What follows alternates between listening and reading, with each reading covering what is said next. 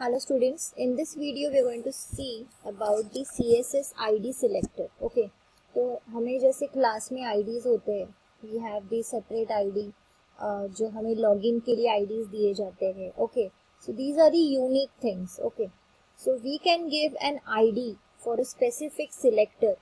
तो आप अगर किसी selector या फिर किसी tag को आपको कुछ प्रॉपर्टी या फिर डिजाइन करनी है तो आप उसे एक आईडी दे सकते हो. ठीक है. So what is an ID selector? ID selector selects the ID attribute of an HTML element to select a specific element. अभी यहाँ पे आप देख सकते हो कि here we have दो पैराग्राफ के टैग्स है P and T. So because of that it may create an ambiguity. Okay. So अगर आपको first P that is the first P tag paragraph tag को अगर आपको चेंज करना है और सेकेंड पैराग्राफ टैग को आपको चेंज नहीं करना है तो आप क्या करोगे? You will use the ID selector here. जैसे हम यूनिवर्सल में एस्ट्रिक साइन यूज करते हैं to represent the universal selector, वैसे अगर आपको आईडी सिलेक्टर यूज करना है तो आप हैश टैग यूज करोगे. Okay, so hash character is used with an ID name. Okay, first hash and then you have to give some ID name. So this is how you are going to represent the ID selector. So this ID is always an unique, okay, within the page. So it is an unique element. तो जैसे कि हमारे roll numbers होते हैं class में या फिर हमारे IDs होते हैं, they have a unique number. So same way आपके जो IDs होते हैं या फिर उनके जो नाम होते हैं वो यूनिक होते हैं.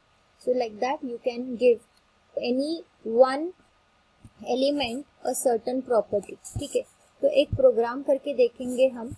So we'll write here like HTML and then we'll be writing here head. Okay, so यहाँ पे स्टाइल टैग यूज करेंगे.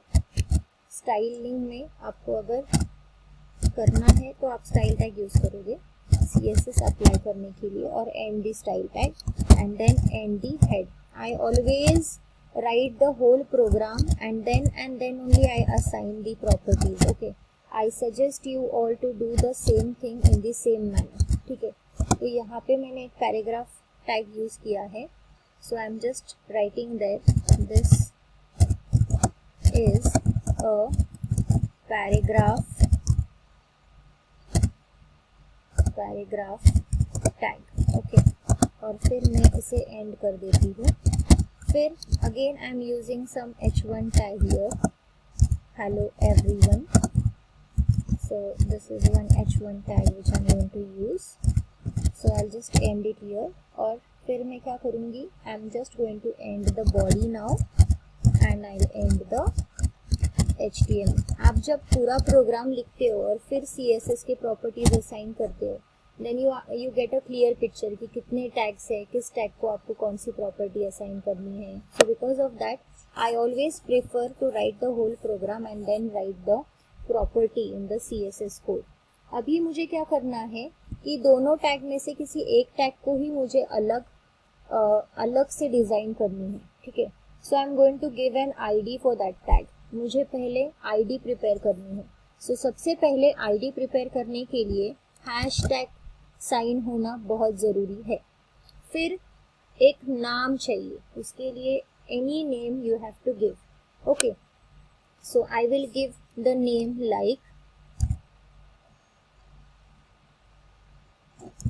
head.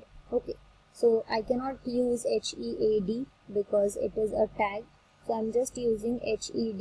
So this is the name of my ID. ठीक है, अभी मुझे ये ID जो देना है वो मुझे हेडिंग टैग में देना है. So that we'll do it later on. So this is what I have used here. ID create हो चुकी है with an hashtag और ID को नाम दिया है मैंने HED. Okay, अभी हम कुछ प्रॉपर्टीज असाइन करेंगे यहाँ पे. Like I'll give the color. So my color will be green. और फिर कलर देने के बाद I will give some other property or only this much is also enough. Okay, so we'll just give the other property like text align is equals to center. Okay, तो text align center कर देते हैं और फिर हम curly bracket close कर देंगे. अभी मैंने यहाँ पे आईडी जो क्रिएट की है मुझे वो अप्लाई करनी है किसी भी टैग में। तो यहाँ पे मैं क्या लिखूंगी, ID is equals to and my ID name. So my ID name is HEB. That's it. So this is how you are going to make an IDs program. I'll just save the program and we'll just run the program. ठीक है, हम run करके देखेंगे programme को. So we'll just see here.